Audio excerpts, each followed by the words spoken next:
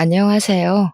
사연을 즐겨 듣는 청취자 여러분을 위해 제가 따끈따끈한 이야기를 들고 왔습니다. 저는 서울에 살고 있는 30대 후반의 여자고요. 제가 들려드릴 이야기는 남편과 시댁 사이에 있었던 이야기입니다. 과거 이야기부터 쭉 시작할 텐데 남편의 살아온 이야기가 얼마나 기구했는지, 그리고 최근에 벌어진 아주 큰 이야기까지 해보려고 합니다. 마음을 곱게 쓰지 않은 사람의 최후가 얼마나 더러운지 제 이야기를 들어보신다면 격하게 공감이 갈 것이라 생각됩니다. 그럼 지금부터 이야기를 시작해 보도록 하겠습니다. 우리 남편은 유년 시절을 아주 불행하게 보냈습니다. 우리 남편이 어릴 적 친모가 병으로 세상을 떠나게 되면서 엄마의 손길이 필요했던 남편을 위해 시부는 새장가를 들게 되었습니다. 그때는 남자 혼자 애를 키운다는 게 상당히 불쌍하게 여겨지던 시절이라 주위 사람들이 발벗고 나서서 시부의 재혼 자리를 알아봐 주었다고 했어요. 그때 우리 시부는 일이 무척이나 바쁜 실력 있는 목수였는데 실력이 진짜 좋아서 돈도 많이 벌었지만 각 지방에서 끊이지 않는 일거리를 쫓아다녀야 해서 바빴대요. 돈을 버는 만큼 시간에 쫓기게 되고 자연스럽게 우리 남편을 돌봐줄 사람이 필요했던 거죠. 시부의 재혼은 오로지 남편을 위한 결정이라고 해도 과언이 아니라고 했습니다. 남편을 챙겨줄 사람을 구하기 위해 재혼을 선택한 시부의 결혼 생활은 행복했을까요? 우리 남편은 행복했을까요? 시부는 그 와중에도 새엄마가 들어오면 남편을 챙기지 않을 수도 있다는 불안감과 걱정에 아이가 딸린 여자를 새엄마로 들인 겁니다. 그래서 우리 남편은 새엄마가 생긴 날 4살 차이가 나는 여동생도 생기게 되었죠. 처음에는 우리 남편이 4살이나 어린 여동생이 생겨서 참으로 좋았다고 했었어요. 우리 남편이 초등학교 6학년일 때 시부가 재혼을 했으니 여동생은 초등학교 2학년이었죠. 남편은 나서서 동생이랑 놀아주고 참 잘 챙겼다고 했어요. 그런데 새엄마 입장에서는 그게 불편하고 싫었대요. 초등학교 6학년이면 알 거 다 아는 나이 아니냐고, 우리 딸은 아무것도 모르는데 아들이 나쁜 마음 먹으면 어떡하냐면서 걱정을 했대요. 우리 남편한테 자기 딸한테 가까이 가지 말라고, 소름 끼친다고, 딴 마음 먹는 거 아니냐고 그런 소리를 대놓고 했다는 겁니다. 우리 남편은 그냥 여동생이 귀엽고 예뻐서 놀아주고 싶고 챙겨주고 싶었던 건데 겸상도 하지 말라는 식으로 말해서 너무 속상했다고 했어요. 그 어린애가 알면 뭘 안다고 그러겠어요. 그러던 도중에 신우가 학교에서 실내화를 갈아 신고 까먹고 신발 주머니와 운동화를 챙기지 않아서 신발을 분실하게 된 거예요. 놀란 신우이가 남편한테 찾아가서 오빠, 나 운동화를 잃어버렸어 하면서 엉엉 울었대요. 남편은 신우의 신발을 찾아주려고 선생님께 양해를 드린 뒤에 같이 운동장도 찾아보고 학교 건물도 찾아보고 분실물 모아둔 곳에 가서도 찾아보았대요. 신발장도 다 뒤져보고 쓰레기 소각장도 다 가봤는데 누가 가져간 건지 결국 신발을 찾지 못하게 된 거죠. 실내화 신고 집까지 오게 되면 실내화가 더러워지고 내일 학교에서 당장 신을 실내화가 없으니까 둘은 고민에 빠지게 된 겁니다. 1시간을 넘게 학교를 뒤지다가 결국에는 남편이 신우를 업은 상태로 집까지 10분을 꼬박 걸어온 거예요. 동생 발에 흙이라도 묻을까봐 그 어린 나이에 동생 가방까지 다 무게 걸고 애를 업고 온 거죠. 초등학교 6학년짜리가 힘이 있으면 얼마나 있었겠어요? 땀 뻘뻘 흘리면서 여동생을 업고 집에 왔더니 시모가 난리가 난 거죠. 뭔데 내 딸을 업고 오냐부터 시작을 해서 남편이 땀을 뻘뻘 흘리고 있으니까 더럽다고 당장 씻으라고 혼을 내고, 신우가 시모의 말에 놀라서 아니라고, 오빠가 나 신발 잃어버려서 실내화 더러워질까봐 업어준 거야 하니까 또 트집을 잡더래요. 그냥 그거 신고 걸어오는 게 낫지 생각이 불순해서 업고 온 거 아니냐고 표독스럽게 남편을 추궁한 거죠. 우리 남편은 그때 자기도 모르게 깨달았대요. 뭘 해도 새엄마는 나한테 마음 열 생각이 없구나. 나랑 잘 지내볼 생각이 없구나 하고요. 주말에 시부가 지방에서 일을 끝내고 집으로 돌아오면 그때는 또 잘해주는 척 엄청나게 신경을 써줬다고 했어요.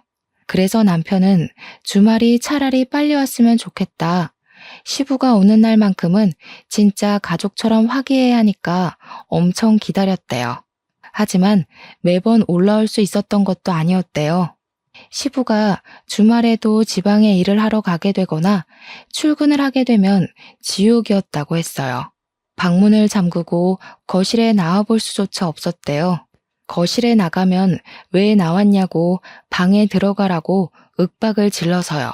밥은 맨날 맨밥에 김치, 김, 참치캔 이런 것만 주고 먹고 싶은 걸 말해도 어쩌라고 하면서 들어주지도 않았대요. 신우가 먹고 싶다는 건 사다 주던 해주던 어떻게든 먹게 해주면서 남편이 햄이라도 구워주시면 안 돼요? 하면 햄이 없어 하고 말았대요. 솔직히 애 키우는 집에서 햄은 무조건 구비해두는 재료 중에 하나잖아요.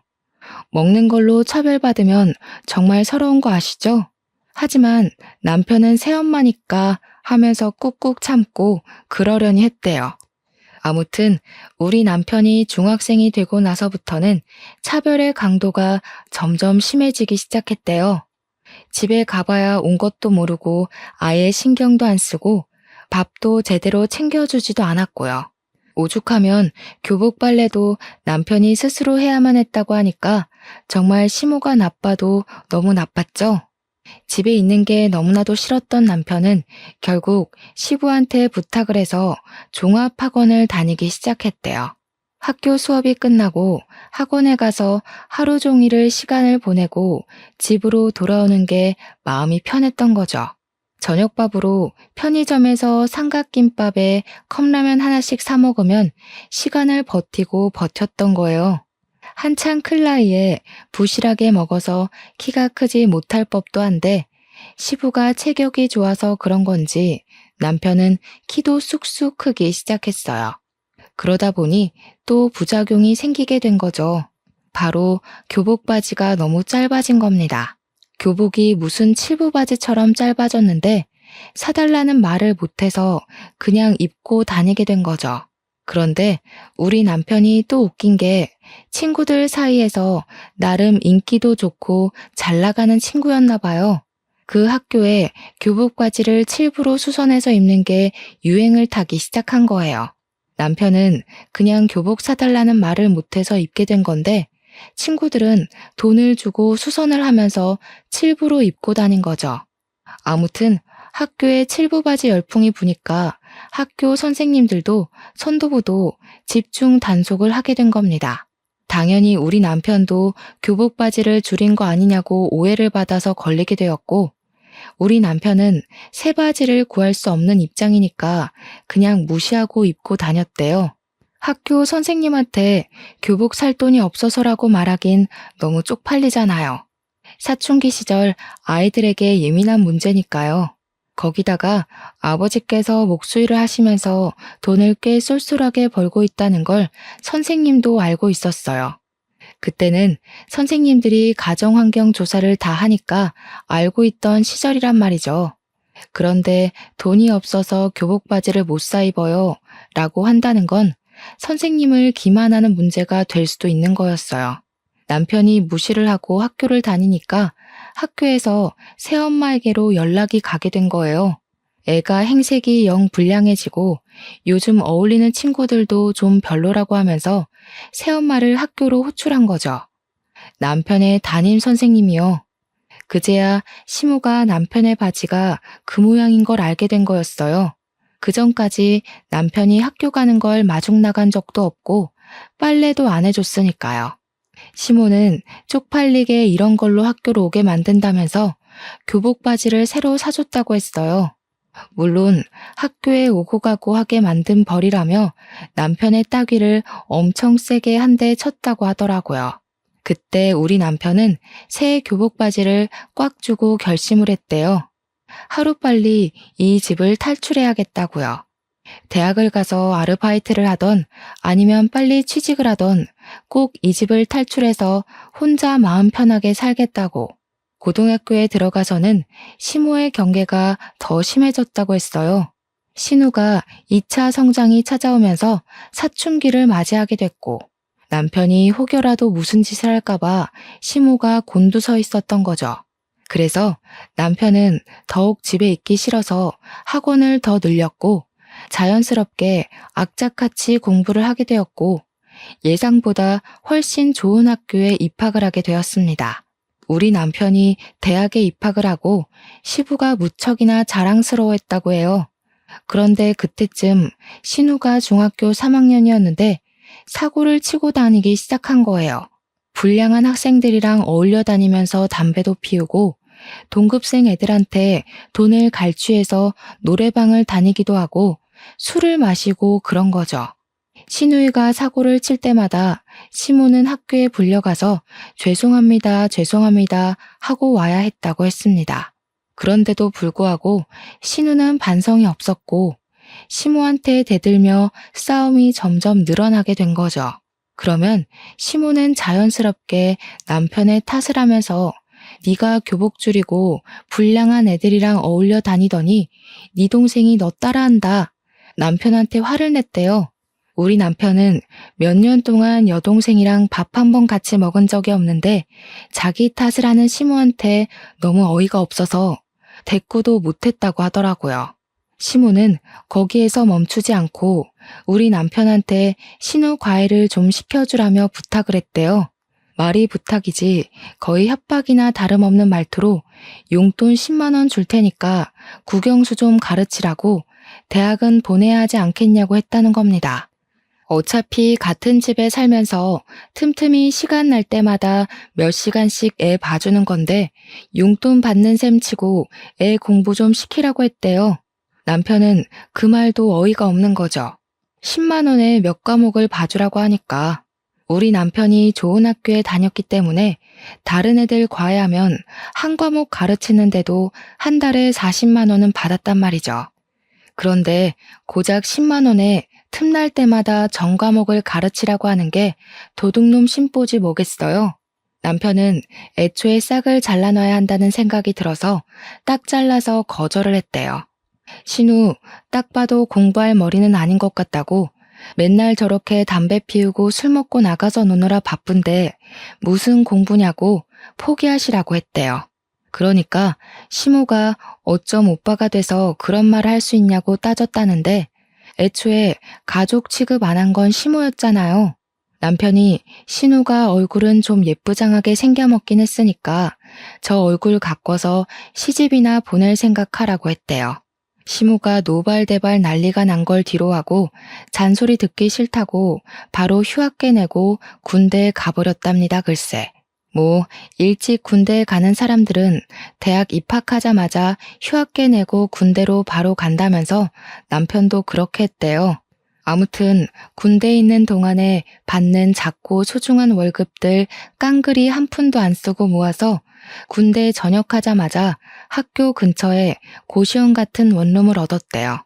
처음 가져보는 아무도 없는 자신만의 공간이라 너무나도 소중하고 좋았다고 하더라고요. 시부가 그래도 대학 등록금은 다 내주고 용돈도 보내줘서 과외에서 버는 돈까지 합쳐서 생활비로 썼다고 하더라고요. 우리 남편 생활력 참 강하죠? 그래서인지 집안일도 참 잘해요. 아무튼 대학도 잘 졸업하고 햇볕도 거의 안 드는 원룸에서 악바리처럼 취업 준비를 해서 대기업에 떡하니 취직도 하게 된 거죠. 남편은 대기업 취업이 확정된 그날 햇볕이 안 드는 그 집이 남양집처럼 따뜻하게 느껴졌다고 했어요. 대기업 취업한 뒤 눈칫밥 먹으면서 열심히 일하다가 누굴 만났게요? 바로 저를 만났습니다. 저랑 같은 회사 사내 커플이었거든요. 저는 남편의 그런 일생을 모르고 만났고 저에게는 벌어진 적 없는 일이었기에 처음 모든 이야기를 들었을 땐 정말 충격이 컸어요. 화목하게만 자란 우리 가정과 다른 환경에서 자랐다고 물꼬를 트고 그동안 살았던 이야기를 듣는데 눈물이 다 나더라고요. 남편이 상당히 진중하고 조용한 성격이었기 때문에 그런 아픔이 있을 거라고는 상상조차 못했었거든요. 게다가 꽤 진지한 이야기가 오고 가면서 저희 집에 방문을 하고 자주 와서 밥도 같이 먹고 할 때 우리 부모님한테 정말 잘했었거든요. 당연히 집에서도 저러겠구나. 사람이 참 바르게 자랐구나. 친딸인 저조차도 못하겠다 싶을 정도로 세세하게 우리 부모님을 챙겼거든요. 때가 되면 영양제 일일이 챙겨서 보내드리고 우리 엄마 스킨로션 떨어질 때가 되면 새로운 제품을 사다 바치고 했거든요. 당연히 본인 부모님께도 그러겠구나 했는데 전혀 교류 없이 지내던 상태였던 거죠. 우리 둘이 행복한 연애를 하고 있는 와중에도 남편은 본인 집을 생각하면서 속이 썩어 들어가고 있었다는 걸 몰랐어요. 새엄마가 그러니까 저한테는 시모인 그 여자가 남편에게 말도 안 되는 요구를 하고 있었거든요. 우리 남편한테 대기업 다니는 남자 중에 멀끔하고 돈 많은 인간 어디 없냐면서 신우 결혼을 좀 시키자고 했대요. 친구 중에 의사는 없냐, 변호사는 없냐. 좋은 대학 나와서 그런 친구 안 사귀고 뭐 했냐. 대기업 다니면 그런 인맥들 다 생긴다고 하던데 너는 어디서 뭐라고 있길래 그런 친구 하나 없냐? 너는 하나뿐인 여동생 시집 잘 가는 게 그리 곶감냐? 왜 좋은 사람 찾아오지를 않냐 하면서요. 결혼정보회사에 신우를 등록하러 갔는데 신우가 뭐 대학을 나온 것도 아니고 회사를 다니는 것도 아니고 그러니까 결혼정보 업체에서도 거절을 한 거죠. 그게 분해서 남편한테 대기업에 어디 격리 자리라도 하나 달라면서 돈 계산은 잘하니까 그런데 꽂아주라고 요구를 했대요. 무슨 구멍가게도 그런 식으로 취업은 안 시킬 텐데 대기업이 가당키나 하는 소리겠어요? 남편이 하루 이틀은 걸러들었는데 얼굴을 마주칠 때마다 그런 소리 하면서 자리 내놔라 하니까 스트레스를 받은 거죠. 우리 남편 얼굴이 점점 썩어 들어가는데 집안 사정이라고만 하니까 저도 궁금해도 더 이상은 물어보지도 못하겠고 그런 와중에 우리 집에서는 결혼은 언제쯤 할 생각이냐고 남편한테 계속 물어봤거든요. 나이가 30 초반이 넘어갔는데 우리 집에서도 슬슬 결혼했으면 좋겠다 하면서 남편 옆구리를 찌르니까 남편은 그게 고민이 된 거였어요. 시모가 저한테 무슨 소리를 할지도 모르고 어떤 요구를 할지도 모르는 상태니까 걱정이 돼서 저를 집에 소개해 주는 게 겁이 났던 거죠. 혹시라도 제가 지레 겁먹고 결혼 못하겠다고 도망이라도 가면 큰일이니까요. 모든 이야기를 듣고 나서 저의 결심은 바뀌지 않았어요. 언제까지 이렇게 미룰 수는 없다는 생각이 들어서 큰 마음 먹고 남편에게 이야기를 했습니다. 나는 매 맞을 준비 다 되어 있으니까 시댁에 인사를 드리러 가자고 했죠. 그러면서 혹시 시부는 당신의 과거를 다 알고 있냐? 차별받으면서 억울하게 부당한 대우받고 산 거 알고 있냐고 하니까 아예 모른다고 하더라고요. 원래 집에 자주 오지도 않았고 지금도 여전히 일을 하고 계신다고. 물론 예전처럼 매일같이 집에 없는 건 아니지만 간간히 나가신다고 했어요. 뭐 남편이 대학을 다니면서부터 자취를 시작했으니까 시부도 모를 수는 있다고 생각은 했지만 그것도 시부를 제가 색안경 끼고 보게 된 계기이기도 했거든요. 조금만 들여다보고 아들한테 관심을 가졌으면 시부도 알 수 있는 내용 아닌가 싶었고요. 주말에는 되도록 집에 있으려고 하셨다고 했으니까요. 근데 눈치 자체를 못 챘다는 게 우리 남편한테 그냥 관심이 없었던 건 아닐까 하는 생각으로 빠지게 되었죠. 어쨌든 시댁에 인사를 드리러 갔는데 시무랑 신우가 절 딱 보자마자 위아래로 쭉 훑어내리는데 느낌이 쎄하더라고요. 신우가 절 보면서 눈은 안 우는데 입꼬리만 올려서 억지로 웃는 그 얼굴 있죠? 그렇게 웃으면서 말하더라고요. 새언니, 축하해요. 우리 집처럼 화목하고 단란한 집에 시집 오는 게 쉬운 일은 아닌데. 요즘 10월드다 뭐다 말 많잖아요? 우리 집에 온 건 축복받은 일이지. 감사하게 생각해요. 누가 누구한테 감사하게 생각하라는 건지. 그 이야기 듣자마자 소름이 쫙 올라오더라고요. 대놓고 그냥 10월드에 오신 걸 환영합니다. 라고 이야기하는 것 같았거든요. 제가 선물로 제철 과일 바구니를 백화점에서 비싼 거 사서 갔는데 과일 바구니 보자마자 시모가 뭐라고 했는지 아세요? 어머나, 세상에서 두 번째로 쓸모없는 걸 들고 왔네. 값만 비싸지 실속은 하나도 없는 거. 예, 첫 번째는 뭔지 아니? 바로 꽃바구니란다. 꽃이랑 과일은 하등 쓸모없으니 앞으로는 들고 오지 말아라.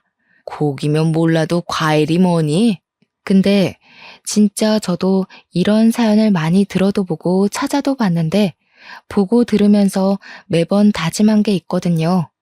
내가 저런 취급을 받으면 하나하나 다 말대꾸를 해야지 했는데 막상 제 일로 닥치니까 입이 얼어붙은 사람처럼 말이 안 나오더라고요. 머릿속이 새하얗게 변하는데 어버하고 있으니까 우리 남편이 딱 그러더라고요. 마음에 안 드시면 저희가 다시 들고 가죠 뭐. 우리 장인 장모님이 과일 좋아하시니까 차라리 잘 됐네. 자기야, 집에 가서 장인 장모님이랑 나눠 먹자. 그러면 되지? 그러니까 시모가 당황해서는 남편한테 아니 말이 그렇다는 거지. 우리도 과일 좋아하거든. 우리 딸이 멜론 좋아하잖아. 오빠가 돼서 그것도 모르니? 하더라고요.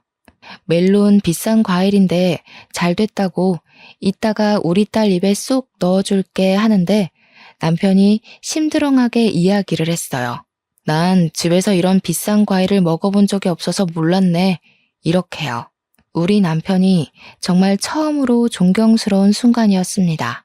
어떻게 바로바로 그런 말을 뱉어내는지 멋있어 보였어요. 시모는 그 와중에도 입을 삐쭉 내밀고는 아니, 내가 어릴 땐 주지 않았나? 하면서 변명하고 있었고요. 그런데 시부가 딱 그러더라고요. 뭘 보자마자 예비 며느리한테 나를 세우고 그러냐고 저녁부터 먹고 이야기하자고요. 어차피 기대도 안 한 식사 자리긴 했는데 반찬이 생각보다 너무 단출해서 좀 실망감이 컸어요. 우리 남편이 이런 취급을 받고 자랐구나 싶어서 제 마음 한구석에서 스멀스멀 언짢은 기색이 올라오고 있었죠. 시부가 헛기침을 하더니 고기라도 굽지 준비를 왜 하다 말았냐고 타박하니까 시무가 뭐라고 했게요? 제가 고기를 사올 거라 생각해서 고기를 따로 준비해두지 않았다고 제 탓을 하는 겁니다, 글쎄. 신우가 옆에서 시무 말에 거듭답시고 언니가 센스가 좀 있었어야 했는데 센스가 없다면서 맞장구를 치더라고요. 대기업에서 눈치 없으면 살아남기 힘든 거 아니냐고 하면서 내가 언니한테 꼽을 주려는 건 아니고 언니 걱정돼서 하는 말이지 하더라고요. 언제 봤다고 반말 찍찍하는지 4살이나 어린 주제에 남편이 그런 여동생을 싸늘하게 바라보더니 사람 참 안 바뀐다고 너도 예전 그대로구나 하더라고요. 새언니 처음 보는 자리에서 누가 반말부터 찍찍 갈기냐고 어디서 배워먹은 버릇이야? 하는데 속이 시원했습니다. 시부도 신우한테 가족 될 사람이라고 해도 예의는 차려야 하는 거라고 존댓말 쓰라고 하더라고요. 근데 이상하게 웃긴 게 시무랑 신우가 시부한테는 꼼짝도 못하고 깨갱하더라고요. 그게 참 의외였어요. 밥을 먹는 둥 마는 둥 하고 나서 시부가 본격적으로 결혼 준비에 관한 이야기를 하면서 이것저것 물어보기 시작했습니다. 어떻게 만나게 된 거냐? 부서가 다르다던데 소개라도 받은 거냐 하면서 남편과 저의 연애사를 궁금해 하셨어요. 그냥 뭐 회식 자리에서 우연히 만났는데 때 서로 휴대폰 번호 교환하고 만나기 시작했다. 이런 이야기를 하고 있었죠. 근데 시모가 제 앞에 과일이란 과도를 탁 소리 나게 내려두는 거예요.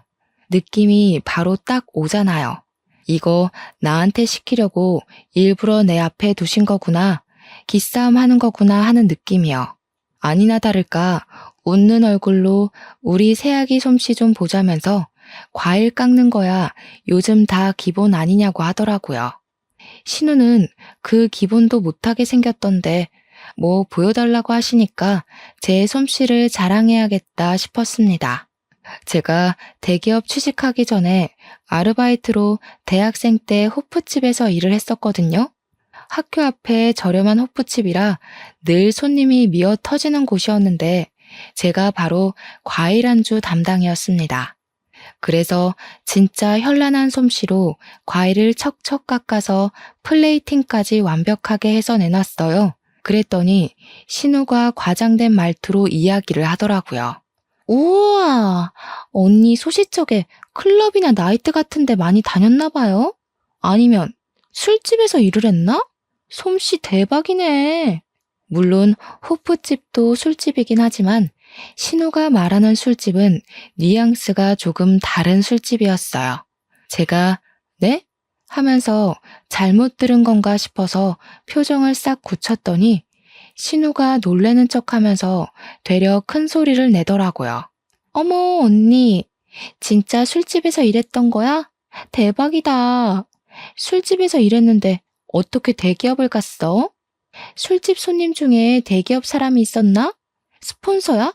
이 난리를 피우는 거예요. 제가 순간 화가 나서 아니 저기요 하는데 남편이 바로 정색하고 미친 거 아냐? 하더라고요. 평소 같으면 무시하고 지나갔을 말인데 남편이 화를 내니까 신우가 누나를 이리저리 굴리더라고요. 스폰이라니 신우 생각하는 거하고는 진짜 영 아니었어요. 제가 그래서 그냥 솔직하게 이야기를 했죠. 대학 다닐 때 등록금 보태려고 학교 앞에 있는 호프집에서 아르바이트를 했었다고요. 그러니까 신우가 깔깔 웃으면서 아니, 호프집도 술집이지 뭐 이러더라고요. 시부가 신우 손을 찰싹 내리치면서 경거망동하게 행동하지 말라고 자꾸 이러면 용돈이고 뭐고 다 끊어버릴 거라고 했죠. 너도 새언니처럼 아르바이트라도 해서 한 푼이라도 벌어서 쓸 생각을 해야지 맨날 클럽 나이트 다니는 게 누군데 그런 소리를 누구 앞에서 하냐고 했어요. 시부가 꽤 기분이 나빴는지 신우한테 한 소리를 하니까 신우가 그러더라고요. 보면 아빠는 이런 식으로 오빠랑 나랑 차별을 하더라. 오빠만 좋아해 맨날. 입을 삐죽이면서 이야기를 하는데 차별은 누가 받았는데 그딴 소리를 하는 건지 제 속이 터져나가는 느낌이었습니다. 한 차례 폭풍이 쓸고 지나간 것처럼 순간 정적이 찾아왔는데 시무가 딱 그러더라고요. 예, 너네 이제 부부가 대기업에 다니는 거니까 돈은 섭섭지 않게 벌겠다. 우리한테 용돈은 얼마나 줄 수 있니? 피는 안 섞였어도 키워준 부모인데 그래도 다달이 150만 원 정도는 줄 수 있지? 이제 너희 아버지도 늙어서 일 못해. 우리도 노후 즐기면서 쉬엄쉬엄 살아야지. 그러니까 신우가 냉큼 끼어들어서는 저는 용돈 50만 원씩만 주면 돼요 하더라고요. 저는 어이가 없어서 숨만 들이키고 있었고 남편은 바로 대답을 했어요. 너는 알아서 벌어서 쓰도록 하고 시댁에 주는 만큼 처가에도 당연히 드려야 하는데 그럼 우리는 뭐 먹고 삽니까? 애 낳아서 키우려면 돈도 모아야 하고 아직 아파트 대출도 남아있어요. 한 달에 30만 원 정도 용돈은 드릴 수 있습니다. 그건 와이프랑도 이야기 끝냈고요. 30만 원이라는 말에 시무가 아니 그런 법이 어디 있냐고 이야기를 하는데 시부가 말을 딱 끊더라고요. 용돈이고 뭐고 다 필요 없으니까 둘이서 행복하게 알아서 잘 살라고 그게 효도하는 거라고요. 시무는 씩씩거리면서 시부한테 애들 키워놨는데 우리 노후는 책임지라고 해야지 하고 있고 시부는 바라는 게 뭐가 그리 많냐고 애들끼리 행복하게 사는 게 우리 노후를 즐겁게 하는 거라고 딱 잘라서 이야기했습니다. 적어도 시부는 생각이 제대로 박힌 것 같아서 다행이라고 느꼈죠. 그렇게 첫인사와 동시에 결혼 허락을 받고 상견례 자리를 마련하게 되었습니다. 당연히 우리 부모님께는 시작부터 단단히 일러두었죠. 우리 남편의 과거를요. 차별도 심하게 받았지만 시무랑 신우가 무척이나 상식적이지 않은 사람이라고 한 귀로 듣고 한 귀로 흘려달라고 부탁을 드렸습니다. 어차피 결혼하게 된다 하더라도 자주 마주칠 사람은 아니니까 걱정하지 말아달라고요. 솔직히 우리 부모님께서 걱정을 하지 않았다고 하면 그것도 거짓말이긴 하죠. 하지만 워낙 우리 남편을 예뻐해 주시기도 했고 차별이라는 말이 나오자마자 아버지께서 무척이나 분노를 하셨거든요. 이렇게 착하고 예쁜 아들을 누가 차별을 하면서 키웠냐고. 이제 우리 사위니까 아들이나 마찬가지라고요. 당연히 상견례 자리에서 시무랑 신우가 말도 안 되는 말과 행동을 했습니다. 예상했던 일이고 미리 일러두었던 터라 크게 당황하지는 않았지만 어이는 없더라고요. 상견례를 한정식 집에서 했는데 식당에 자리를 안내받아서 들어가자마자 핀잔 주기 바쁘더라고요.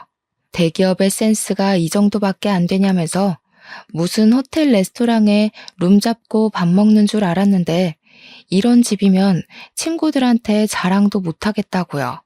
시무랑 신우가 구시렁구시렁 거리는데 우리 부모님은 딱 시부랑 할 이야기만 나누시더라고요. 대놓고 시모를 무시하니까 시모도 나중에는 조용히 옆에서 끼어들 말만 탁탁 끼어드시대요. 우리 부모님께서 애들 집은 지금 사위가 혼자 사는 그 집에서 신혼집 꾸미는 거냐고 대출금은 좀 갚아주시냐고 물어보았어요. 그러니까 시모가 끼어들어서는 우리 먹고 죽을 돈도 없다고 애들 못 도와준다고 못을 박더라고요. 그러면서 용돈은 달라고 했더니 칼같이 거절하더라. 애들 키워봐야 소용도 없다 하더라고요. 우리 부모님이 한 귀로 듣고 흘리고는 그럼 예단이나 예물도 하지 마시고 애들끼리 알아서 하게 내버려 두자고 했어요.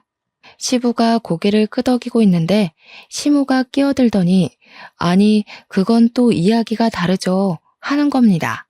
내 친구들 보니까 모피도 받고 가방도 받던데 나도 하나쯤은 받아도 되는 거 아니냐고. 그러니까 신우가 옆에서 나도 백 하나는 사줘야 하는 거 아니야? 하는 거예요.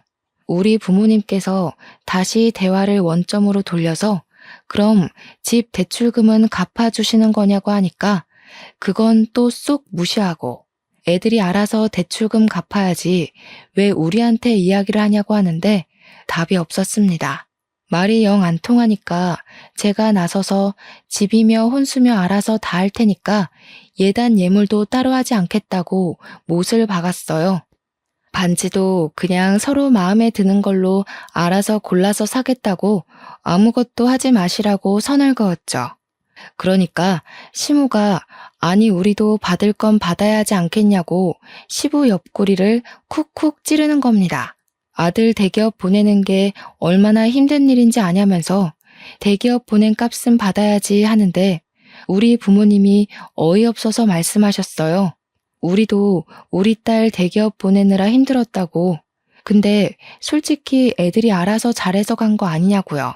언성이 조금 높아지니까 그제야 시부가 인상 팍 쓰더니 시무한테 가만히 좀 있으라고 정신 사납다고 한마디 하시더라고요. 결국에는 우리 뜻대로 알아서 하는 걸로 정했고 남편이 시댁 근처에도 가지 말자고 하더라고요. 다행히 남편이 살던 아파트가 친정이랑 가까운 위치여서 그러자고 했어요. 결혼하고 나서는 꽤 살만했습니다. 남편도 자신만의 가정을 꾸려서인지 안정을 찾아가는 것 같았고요. 우리 부모님이랑 자주 만나서 밥을 먹는데 이제야 정말 가족이 생긴 기분이라며 부모님께 감사하다고 인사도 하고요. 시댁이랑은 최소한의 도리만 지키면서 거리를 두고 살았습니다. 그렇게 몇 년의 시간이 흐르고 갑자기 시댁에서 소란스러운 일이 벌어졌어요. 다름 아닌 신우가 혼전 임신을 해서 결혼을 갑작스럽게 준비하게 되었다는 것이었습니다. 저는 놀래서 신우가 만나던 남자친구가 있었어요? 하고 물어보니까 신우가 너무 당당하게 아니, 클럽에서 내가 진짜 대단한 인간 하나를 물었잖아 하는 거예요. 저는 이게 뭔 소린가 싶어서 네? 하고 물어보니까 클럽에서 만난 남잔데 건물주라고 자기를 소개했다는 거예요. 건물주 만나기가 쉽냐면서 바로 꼬셔서 임신부터 했지 하는 거예요. 아니, 연애를 한 게 아니라 임신부터 했다고요? 듣고도 믿어지지가 않아서 되물었더니 건물주라는데 당연히 바로 임신부터 해야 하는 거 아니냐요. 그 남자가 차고 다니는 시계가 차 한 대 값이라며 들고 다니는 가방은 얼만 줄 아냐고 흠이 있다면 어릴 적에 차 사고를 크게 당해서 차를 못 타고 다녀서 차가 없는 거 딱 하나라고 하는데 뭔가 의심스럽더라고요. 그래서 제가 사기꾼 아니냐고 하니까 시모가 저한테 질투하냐고 그딴 소리 하지 말라고 이야기하대요. 신우는 임신 10주 됐다면서 빨리 결혼식 올려야 된다고 배 나오면 드레스 핏이 안 산다고 난리를 쳤어요. 진짜 너무나도 기가 막혀서 말이 안 나오더라고요. 당연히 반전도 존재했습니다. 신우가 결혼을 준비하는데 뭔가 이상하더래요. 신혼여행지도 고르고 웨딩숍도 고르는데 자꾸 너무 비싸지 않냐고 핀잔을 주더래요. 시부모 될 사람도 미리 만났는데 예비 신랑이랑 달리 너무 후줄근하더라는 겁니다. 예비 시매부가 그냥 원래 검소하신 분들이라고 절에서 한 푼 두 푼 모아서 건물도 사고 한 거라고 했다는데 좀 미심쩍었대요. 아무튼 시모는 건물주랑 결혼한다고 온 동네방네 난리 법석을 떨었고 신우도 건물주라는데 후줄근한 게 뭐가 문제야 싶어서 결혼 준비를 한 거죠. 태교도 열심히 하고 술도 담배도 다 끊고 현모양처인 척하면서 상견례 준비를 한 겁니다. 당연히 우리 부부도 와서 대기업 다닌다고 자랑해줘야 된다길래 머릿수 채우러 따라 나갔죠. 그런데 저랑 남편이랑 예비 사돈을 보는데 인상에서 풍기는 그 특유의 제비 느낌이 영 별로였습니다. 예비 시매부가 진짜 제비족처럼 생겨서 느글느글하고 예비 사돈댁은 그런 자리가 불편한 건지 어색한 건지 안절부절 못하더라고요. 이미 임신 15주가 된 신우는 배가 슬슬 나오기 시작했고 더 나오기 전에 드레스를 입어야 한다며 빠르게 예식 날짜를 잡자고 이야기를 하고 있었어요. 그런데 우리 시모가 또 욕심이 그득한 사람이잖아요. 대놓고 예비 사돈댁에 물어보기 시작한 거죠. 애들 집은 어디로 해주실 건지, 가지고 있는 건물 월세는 얼마나 들어오냐, 어디 동네에 있냐, 이런 거요. 그러니까 예비 사돈댁이 그러는 겁니다. 집은 애들이 알아서 하기로 한 거 아니었나요? 건물 월세는 무슨 월세요? 사는 동네는 금천구인데요. 시모가 고개를 갸우뚱하면서 아니 건물주라면서요 하니까 건물주? 무슨 건물주? 우리 집 전세예요 한 거예요.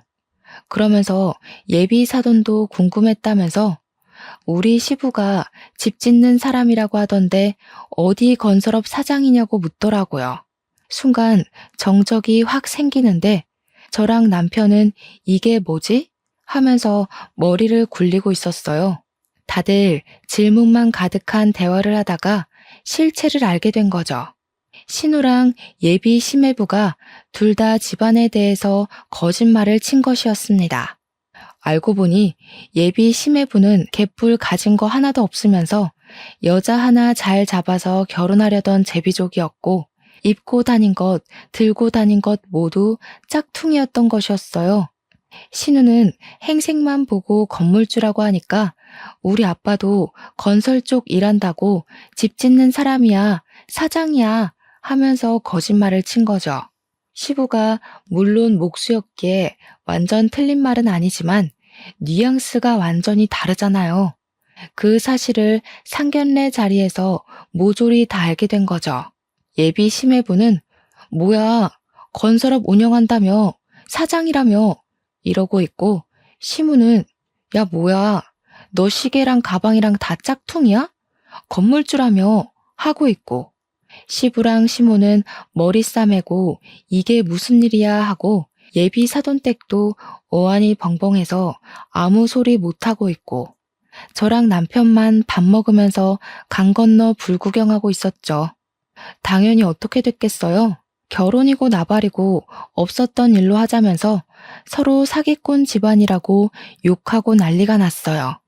신우만 사색이 돼서는 지금 임신 중인데 그럼 아기는 어떻게 하냐고, 이렇게 무책임하게 굴면 어쩌냐고 소리 지르고, 예비 심해부는 신우한테 몸부터 들이댈 때 알아봤다면서 자기가 완전 꽃뱀한테 당한 거라고 애 지우던지 하고 나가버리고, 이미 16주가 다 되어간 애를 어디서 지우겠어요?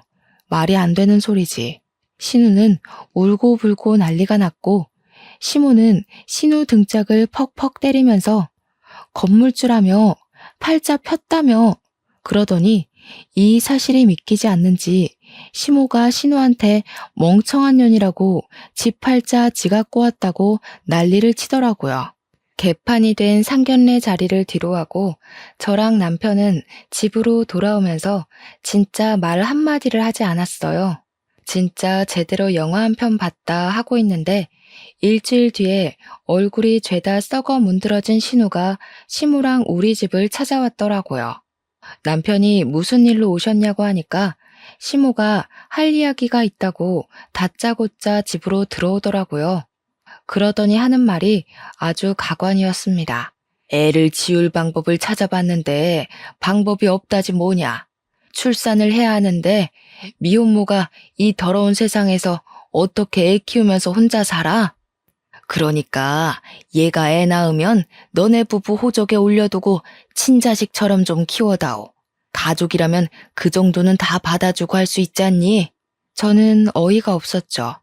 우리 자녀 계획도 아직 못 세웠는데 이게 무슨 말도 안 되는 소리인가 싶었어요. 어머님, 그건 아니죠. 저희도 아직 자녀 계획을 못 세웠는데 누구 애를 맡아서 키워요? 내가 지금 부탁하는 걸로 보여? 시엠이 말이 말 같지 않아? 그러면 내 딸을 미혼모로 살게 내버려 두라는 거야? 너네 호적에 넣는 게 뭐가 어려워?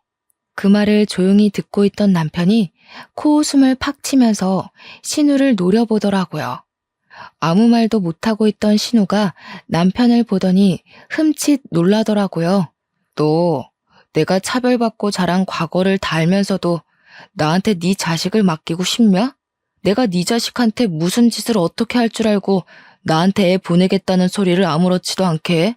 그러니까 신우가 놀래서 오빠 하면서 벌벌 떨더라고요. 시무도 얼굴이 시퍼렇게 질려서 아무 소리 못하고요. 내가 당한 만큼 갚아주겠다고 해도 나한테 아이 보낼 자신 있어? 무섭다, 무서워. 어떻게 오빠가 돼서 아직도 그런 걸 마음에 두고 이런 식으로 동생을 괴롭혀? 차별을 한 사람은 모르지. 당한 사람만 아는 거지. 나 같으면 내가 무서워서라도 이런 부탁을 못할 것 같은데. 내가 얼마나 우습게 보였으면 이런 부탁을 해? 됐고, 죽이 되던 밥이 되던 혼자 애 키우면서 살아. 네가 저지른 짓 네가 책임지고. 그러더니 내 집에서 당장 나가라며 신우랑 시무를 쫓아냈어요. 얼마나 제 속이 시원하던지 박수를 쳐줬답니다. 그 뒤로 신우랑 시무는 저희 집에 나타나지 않았고 시부를 통해서 이야기를 듣게 되었습니다. 시모가 앞장서서 심해부 될 뻔한 그 사기꾼한테 양육비 청구 소송을 진행 중이고, 신우는 결국 출산을 해서 미혼모로 아이를 키우고 있다고요. 가끔 우리한테 애를 봐달라고 시부를 꼬셔내고 있다고 하는데 제가 그랬죠. 우리 남편이 당한 일을 다 알고 있는데 저한테 애를 맡기겠다고요? 라고요. 그 덕에 시부도 남편이 과거에 당한 차별에 대해 모조리 다 알게 되었고, 시부가 노발대발 난리가 나게 된 거죠. 그렇게 아들을 괴롭혀 놓고 어떻게 애를 아들 호적에 입적시켜서 키워달라는 철면피 같은 소리를 할 수 있냐고. 그 와중에도 시모는 우리 남편이 너무하다고 했다네요. 시부는 짐 싸서 나가고 싶은 거 아니면 우리 남편한테 더 이상 연락하지 말라고 했대요. 신우가 저한테 연락 와서는 하루 정도 봐줄 수도 있지. 그걸 다 시부한테 일렀냐고 하면서 자기한테 너무 가혹하다고 하소연을 하대요. 저는 웃으면서 자업자득 아니에요? 했죠. 그러니까 신우가 이러면서 전화 끊더라고요. 이제 와서 신우도 왜 우리한테 친한 척 하는지 눈에 빤히 보여서 받아주지 않고 있어요. 아이를 낳았으면 당연히 책임을 져야 하지 않겠어요? 시모도 신우도 우리 남편 괴롭혔던 그 죗값을 태어난 아이에게 평생 숙지하면서 살았으면 좋겠습니다.